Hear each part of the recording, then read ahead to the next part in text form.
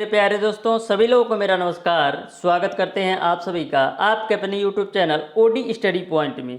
तो प्यारे दोस्तों, आज आप लोगों के केमिस्ट्री की तीसरी क्लास है, जिसमें मैं आप लोगों को चैप्टर नंबर 2 द्रव्य का पार्ट 2 लेकर आया हूं। इसके पहले ऑलरेडी मैंने द्रव्य की पार्ट 1 का वीडियो अपलोड कर दिया है। अगर वो वीडियो अभी तक आपने नहीं देखा है तो ज़रूर देखिएगा, डिस्क्रिप्शन में आपको उसका लिंक मिल जाएगा। तो स्टार्ट करते हैं आज की क्लास को। तो प्यारे दोस्तों, आज का जो आपका मोस्ट इंपॉर्टेंट टॉप 20 क्वेश्चन है, अति महत्वपूर्ण क्वेश्चन है। तो प्रत्येक क्वेश्चन को अच्छी तरीके से समझिएगा और प्रत्येक क्वेश्चन को अपने नोटबुक में नोट कर लीजिएगा। पहला क्वेश्चन आपका है, भ्रू प्रॉपर्टी में सर्वाधिक मात्रा में पाए जाने वाला तत्व है। ऑप्शन नंबर ए आपका है एल्युमिनियम, ऑप्शन नंबर बी आपका है मैग्नीशियम, ऑप्शन नंबर सी आपका है ऑक्सीजन और ऑप्शन नंबर डी आपका है कार्बन। तो भू प्रॉपर्टी में सर्वाधिक मात्रा में पाए जाने वाला जो तत्व है वो आपका ऑक्सीजन है। इस तरीके से आपका ऑप्शन नंबर सी सही हो जाएगा। देखिएगा क्वेश्चन नंबर 2। क्वेश्चन नंबर 2 आपका है, नमक का रासायनिक सूत्र है। ऑप्शन नंबर ए आपका है KOH, ऑप्शन नंबर बी आपका है NaOH, ऑप्शन नंबर सी आपका है NaCl और ऑप्शन नंबर डी आपका है HCl। नमक का जो रासायनिक सूत्र होता है NaCl होता है। इस तरीके से आपका ऑप्शन नंबर सी सही हो जाएगा। यदि आपसे पूछा जाए कि NaCl का रासायनिक नाम क्या है, तो NaCl का रासायनिक नाम सोडियम क्लोराइड होता है। देखिएगा क्वेश्चन नंबर 3। क्वेश्चन नंबर 3 आपका है, भौतिक परिवर्तन है। ऑप्शन नंबर ए आपका है मोमबत्ती का जलना, ऑप्शन नंबर बी आपका है विद्युत बल्ब का जलना, ऑप्शन नंबर सी आपका है जंग लगना और ऑप्शन नंबर डी आपका है दूध से दही बनना। तो इन चारों ऑप्शन में आपको बताना है कौन सा भौतिक परिवर्तन है। तो इसमें से जो आपका विद्युत बल्ब का जलना भौतिक परिवर्तन है। 1 मिनट ध्यान से समझ लीजिएगा, भौतिक परिवर्तन क्या होता है और रासायनिक परिवर्तन क्या होता है। जो आपका रासायनिक परिवर्तन होता है उसमें अभिक्रिया के बाद हमेशा एक नया प्रोडक्ट बनता है। जैसे मोमबत्ती का जलना, यदि आपकी मोमबत्ती जल गई तो पुनः आप उसे मोमबत्ती नहीं बना सकते हैं। यानी कि रासायनिक परिवर्तन में हमेशा एक नया प्रोडक्ट बनता है अभिक्रिया के उपरांत। उसी प्रकार से दूध से दही का बनना, ये भी रासायनिक परिवर्तन है, क्योंकि यदि आप दूध से दही बना लेते हैं तो आप दही से दूध नहीं बना सकते हैं। तो ध्यान में रखिएगा, जो रासायनिक परिवर्तन होता है उसमें अभिक्रिया के पश्चात हमेशा एक नया पदार्थ बनता है। और भौतिक परिवर्तन में आप जैसे विद्युत बल्ब का जलना, तो विद्युत बल्ब आप जला दिए, फिर आप कर सकते हैं, फिर जला सकते हैं। यानी कि इसमें वही क्रिया चलती रहती है और इसमें हमेशा एक नया प्रोडक्ट बनता है रासायनिक अभिक्रिया में।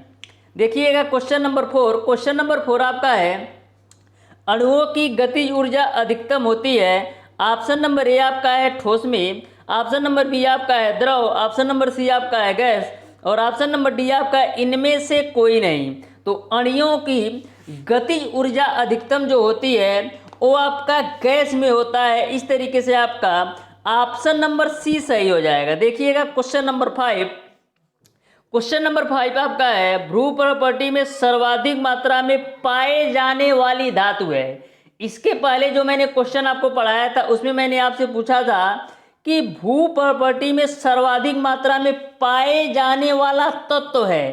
तो तत्व तो आपका ऑक्सीजन है, लेकिन यहाँ पर पूछा जा रहा है कि भू प्रॉपर्टी में सर्वाधिक मात्रा में पाए जाने वाली धातु है। तो पाए जाने वाली जो धातु है वो आपका एल्युमिनियम है। तो ध्यान में रखिएगा, यदि आपसे धातु पूछा जाए तो एल्युमिनियम होगा, लेकिन तत्व पूछा जाए तो ऑक्सीजन होगा।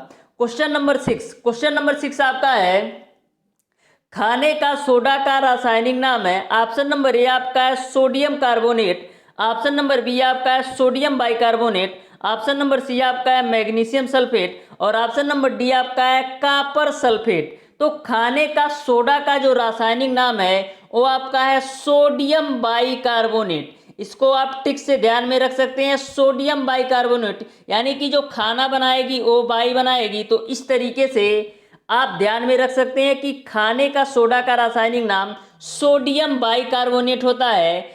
तो इस तरीके से आपका ऑप्शन नंबर बी सही हो जाएगा। यदि आपसे पूछा जाए कि सोडियम बाइकार्बोनेट का रासायनिक सूत्र क्या होता है, तो सोडियम बाइकार्बोनेट का रासायनिक सूत्र होता है NaHCO3। तो इसको भी आप ध्यान में रखिएगा। देखिएगा क्वेश्चन नंबर 7। क्वेश्चन नंबर 7 आपका है धावन सोडा का रासायनिक नाम है। ऑप्शन नंबर ए आपका है sodium carbonate, option number B आपका है sodium bicarbonate, option number C आपका है मैग्नीशियम सल्फेट और ऑप्शन नंबर डी आपका है कॉपर सल्फेट। तो धावन सोडा का रासायनिक नाम जो होता है वो आपका सोडियम कार्बोनेट होता है। इस तरीके से आपका ऑप्शन नंबर ए सही हो जाएगा। जो आपका सोडियम कार्बोनेट होता है इसका रासायनिक सूत्र होता है Na2CO3 इंटू का 10H2O। तो इसको भी ध्यान में रखना है। सोडियम कार्बोनेट का रासायनिक सूत्र Na2CO3 इंटू 10H2O होता है। Question number 8। क्वेश्चन नंबर 8 आपका है अंतराणुक स्थान सबसे कम होता है। ऑप्शन नंबर ए आपका है ठोस में, ऑप्शन नंबर बी आपका है द्रव में, ऑप्शन नंबर सी आपका है गैस में और ऑप्शन नंबर डी आपका है इनमें से कोई नहीं। तो अंतराणुक स्थान सबसे कम आपका ठोस में होता है। इस तरीके से आपका ऑप्शन नंबर ए सही हो जाएगा। देखिएगा क्वेश्चन नंबर 9। क्वेश्चन नंबर 9 आपका है बिना बूझा चूना का रासायनिक सूत्र है। ऑप्शन नंबर ए आपका है CaO, ऑप्शन नंबर बी आपका है NaOH, ऑप्शन नंबर सी आपका है KOH और ऑप्शन नंबर डी आपका है इनमें से कोई नहीं।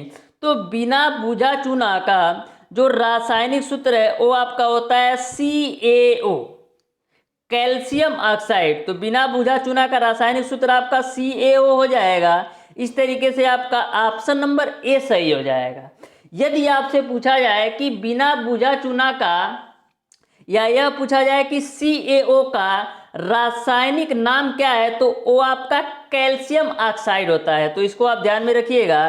क्वेश्चन नंबर 10 आपका है चूना पत्थर का रासायनिक सूत्र है। ऑप्शन नंबर ए आपका है CaO, ऑप्शन नंबर बी आपका है NaOH, ऑप्शन नंबर सी आपका है KOH और ऑप्शन नंबर डी आपका है CaOH का ट्वाइस। तो चूना पत्थर का जो रासायनिक सूत्र होता है वो आपका होता है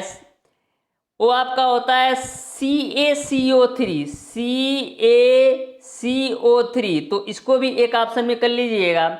मैंने ऑप्शन नंबर ई में लिख दिया CaCO3। तो चूना पत्थर का रासायनिक सूत्र होता है CaCO3। आप लोग कमेंट बॉक्स में कमेंट करके बताइएगा कि बूझा चूना का रासायनिक सूत्र क्या होता है और उसका रासायनिक नाम क्या होता है। ये दोनों चीज़ आपको बताना है कि बूझे चूने का रासायनिक सूत्र क्या होता है और रासायनिक नाम क्या होता है। Question number 11। क्वेश्चन नंबर 11 आपका है स्पिरिट को हथेली पर रखने से ठंडा महसूस होता है क्योंकि ऑप्शन नंबर ए आपका है क्रियाशील द्रव की वजह से, ऑप्शन नंबर बी आपका है अवाष्पशील द्रव है, ऑप्शन नंबर सी आपका है अत्यधिक वाष्पशील द्रव है और ऑप्शन नंबर डी आपका है कम वाष्पशील द्रव है।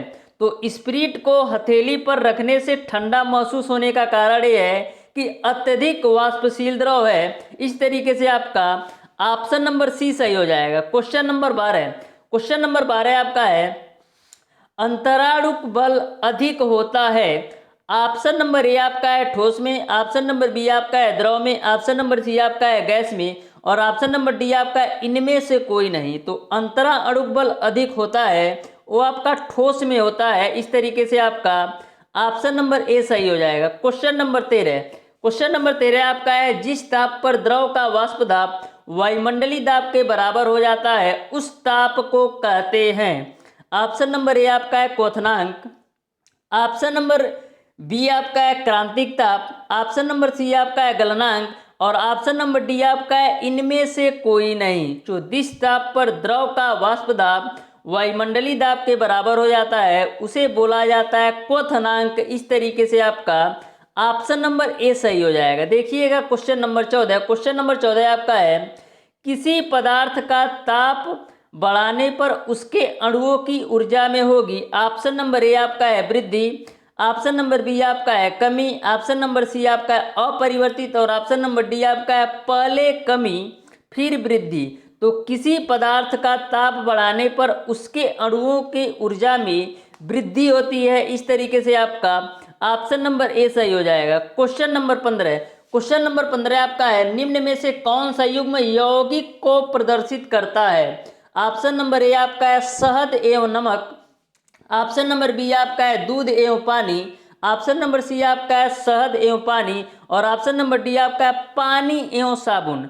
तो यौगिक के युग्म को जो प्रदर्शित करता है पानी एवं साबुन, यानी कि ऑप्शन नंबर डी सही हो जाएगा। क्वेश्चन नंबर 16, क्वेश्चन नंबर 16 आपका है, जब लोहे की कील को नीले कॉपर सल्फेट विलयन में डुबोया जाता है तो कुछ समय के बाद लोहे की कीलें, ऑप्शन नंबर ए आपका है घुल जाती हैं और नीला रंग विरंजित होता है, ऑप्शन नंबर बी आपका है घुल जाती है लेकिन नीला रंग विरंजित नहीं होता, ऑप्शन नंबर सी आपका है नहीं घुलती और नीला रंग विरंजित नहीं होता, ऑप्शन नंबर डी आपका है नहीं घुलती लेकिन नीला रंग विरंजित होता है। तो जब लोहे की कील को नीले कॉपर सल्फेट विलयन में डुबोया जाता है तो इस कंडीशन में नहीं घुलती हैं और लेकिन नीला रंग विरंजित होता है। इस तरीके से आपका ऑप्शन नंबर डी सही हो जाएगा। क्वेश्चन नंबर 17, क्वेश्चन नंबर 17 आपका है, अंतराणुक बल नगण्य होता है। ऑप्शन नंबर ए आपका है ठोस में, ऑप्शन नंबर बी आपका है द्रव में, ऑप्शन नंबर सी आपका है गैस में, और ऑप्शन नंबर डी आपका है इन सभी में। तो अंतराणुक बल नगण्य होता है वो आपका गैस में होता है। इस तरीके से आपका ऑप्शन नंबर सी सही हो जाएगा। क्वेश्चन नंबर 18, क्वेश्चन नंबर 18 आपका है, क्रिस्टलीय ठोस है। ऑप्शन नंबर ए आपका है कांच, ऑप्शन नंबर बी आपका है प्लास्टिक, ऑप्शन नंबर सी आपका है रबड़, और ऑप्शन नंबर डी आपका है शक्कर। तो क्रिस्टलीय ठोस आपका शक्कर यानी कि चीनी होता है। इस तरीके से आपका ऑप्शन नंबर डी सही हो जाएगा। क्वेश्चन नंबर 19, क्वेश्चन नंबर 19 आपका है, प्रेशर कुकर में खाना जल्दी पक जाता है क्योंकि, ऑप्शन नंबर ए आपका है जल का क्वथनांक बढ़ जाता है, ऑप्शन नंबर बी आपका है जल का क्वथनांक कम हो जाता है, ऑप्शन नंबर सी आपका है दाब स्थिर रहता है, और ऑप्शन नंबर डी आपका है कोई पदार्थ बाहर नहीं निकल पाता। तो प्रेशर कुकर में खाना जल्दी पकने का मेन कारण होता है जल का क्वथनांक बढ़ जाता है। इस तरीके से आपका ऑप्शन नंबर ए सही हो जाएगा। क्वेश्चन नंबर 20, गैस द्रव्य की वह अवस्था है जिसका, ऑप्शन नंबर ए आयतन तथा आकार दोनों निश्चित होते हैं, ऑप्शन नंबर बी आपका आयतन निश्चित तथा आकार अनिश्चित होता है, ऑप्शन नंबर सी आयतन अनिश्चित तथा आकार निश्चित होता है, और ऑप्शन नंबर डी आपका है आयतन तथा आकार दोनों अनिश्चित होते हैं। तो गैस द्रव्य की वह अवस्था है जिसका आयतन तथा आकार दोनों अनिश्चित होता है। इस तरीके से आपका ऑप्शन नंबर डी सही हो जाएगा। जिसका आयतन तथा आकार दोनों निश्चित होता है इसको हम बोलते हैं ठोस, और जिसका आयतन निश्चित होता है तथा आकार अनिश्चित इसको हम बोलते हैं तो द्रव। तो ध्यान में रखिएगा। इस तरीके से प्यारे दोस्तों मैं आपको most important top 20 question chapter number 2 द्रव्य के करवा दिए। अब कल की क्लास में मैं आपको जितने भी और क्वेश्चन बन सकते हैं चैप्टर नंबर 2 द्रव्य से टोटल क्वेश्चन का सॉल्यूशन करवा दूंगा। और प्यारे दोस्तों एक बात और, हमारे व्हाट्सएप ग्रुप से जुड़ने के लिए डिस्क्रिप्शन में आपको लिंक मिल जाएगा व्हाट्सएप ग्रुप का, वहां से आप हमारे व्हाट्सएप ग्रुप से जुड़ सकते हैं। आपको जितने भी हमारी क्लासेस होती हैं यूपी पॉलिटेक्निक एंट्रेंस एग्जाम से रिलेटेड, और कोई भी आपको कहीं पर भी कोई प्रॉब्लम, चाहे सब्जेक्ट से रिलेटेड चाहे एग्जाम से रिलेटेड कोई भी प्रॉब्लम है तो आप वहां पर कमेंट कर सकते हैं। तो इस तरीके से प्यारे दोस्तों आज की क्लास को यहीं तक रखते हैं। यदि वीडियो पसंद आया हो तो ज़्यादा से ज़्यादा लाइक कीजिएगा, अपने दोस्तों में शेयर कीजिएगा, और जिन लोगों ने अभी तक हमारे चैनल ओडी स्टडी पॉइंट को सब्सक्राइब नहीं किए है सब्सक्राइब कर ले, बेल आइकन दबाना बिल्कुल मत भूलिएगा, जिससे हमारी लेटेस्ट आने वाली वीडियो आपको मिलती रहे सबसे पहले। धन्यवाद।